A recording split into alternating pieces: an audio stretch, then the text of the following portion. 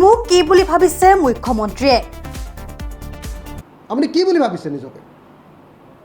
আৰে আমি ৰাজনৈতিক অধিকাৰ পালন কৰিছোঁ।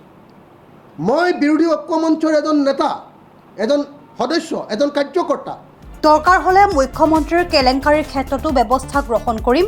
মুখ্যমন্ত্ৰী ডক্টৰ হিমন্ত বিশ্ব শৰ্মাক উভতি ধৰিলে বিধায়ক অখিল গগৈয়ে।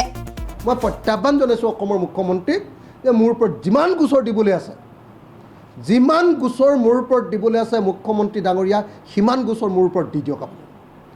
কিন্তু আপোনাৰ চাৰদা কেলেংকাৰী, আপোনাৰ লুইবাজাৰ কেলেংকাৰী, আপোনাৰ APSC কেলেংকাৰীৰ অভিযুক্ত হিচাপে, আপোনাৰ এনচিলছ কেলেংকাৰীৰ অভিযুক্ত হিচাপে, আপোনাৰ মানৱেন্দ্ৰ হত্যা গোচৰৰ অভিযুক্ত হিচাপে, আৰু আপুনি দাস নামৰ ইঞ্জিনিয়াৰজনক এক্সটৰ্চন কৰিবলৈ গৈ এই যে কাপোৰ খুলি যে আপোনাক পিটিছিলে যিটো গোচৰত, সেই গোচৰবিলাক, এই প্ৰত্যেকটো গোচৰৰ ওপৰত আমিও নতুন নতুনকৈ চিন্তা আৰম্ভ কৰিম। আপুনি কি বুলি ভাবিছে নিজকে? আৰে আমি ৰাজনৈতিক অধিকাৰ পালন কৰিছোঁ। মই বিৰোধী ঐক্য মঞ্চৰ এজন নেতা, এজন সদস্য, এজন কাৰ্যকৰ্তা।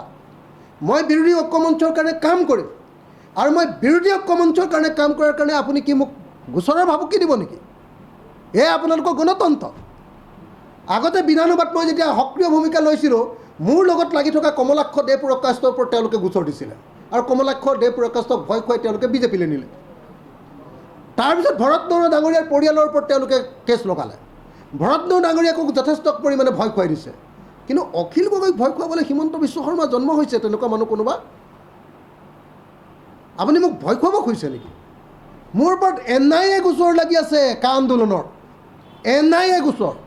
আপুনি কি NIA গোচৰটোতে মোক গোটেই জীৱন জেলত ৰাখিব খুজিছিলে? আপুনি আৰু সৰ্বানন্দ সোণোৱাল আৰু অমিত শ্বাহে মোক গোটেই জীৱন জেলত ৰাখিব খুজিছিলে। আপুনি নোৱাৰিলে, আপুনি ফেইল কৰিলে। এতিয়া নতুনকৈ আপুনি মোক ভাবুকি দিব খুজিছে মুখ্যমন্ত্ৰী মহোদয়। আপোনাৰ ভাবুকিলে মই ভয় খোৱা মানুহ বুলি ভাবিছে নেকি? আপুনি কি বুলি ভাবিছে মুখ্যমন্ত্ৰী ডাঙৰীয়া? আপুনি সকলোকে ব্লেকমেইল কৰিব, আপুনি ব্লেকমেইলৰ ৰজা হ'ব, আপুনি মুখ্যমন্ত্ৰী হিচাপে ভাবুকি দিব, আৰু আমি এজন নাগৰিক হিচাপে আপোনাৰ সকলো কথাত ভয় খাই পিছ হুহুকি দিম। কি বুলি ভাবিছে মুখ্যমন্ত্ৰী ডাঙৰীয়া?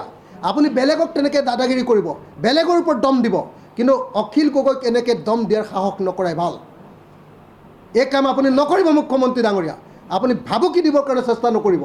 আমাৰো মুখ আছে, আমাৰো শক্তি আছে, আমাৰো দিন আহিব। আপুনি তেনেকুৱা ধৰণৰ ভাবুকি কেতিয়াও নিদিব। ৰঙালী বিহু আৰু ঈদৰ শুভেচ্ছাৰে স্পেচ অটোমোবাইলছে লৈ আহিছে আপোনালোকলৈ বিশেষ offer. Minimum documentation, quick finance, ল' ডাউন পে'মেণ্ট উইথ ল' ROIৰ সৈতে গ্ৰাহকে লাভ কৰিব 5 লিটাৰকৈ পেট্ৰল ফ্ৰী, লগতে ব্লুটুথ হেডফোনছ ফ্ৰী। ন্যূনতম সুতৰ হাৰত আৰু কম ডাউন পে'মেণ্টত আপোনাৰ মন পচন্দৰ বাজাজৰ বাইক ক্ৰয় কৰিবলৈ আহক দক্ষিণ কামৰূপৰ মিৰ্জা শান্তিপুৰস্থিত স্পেচ অটোমোবাইলছ।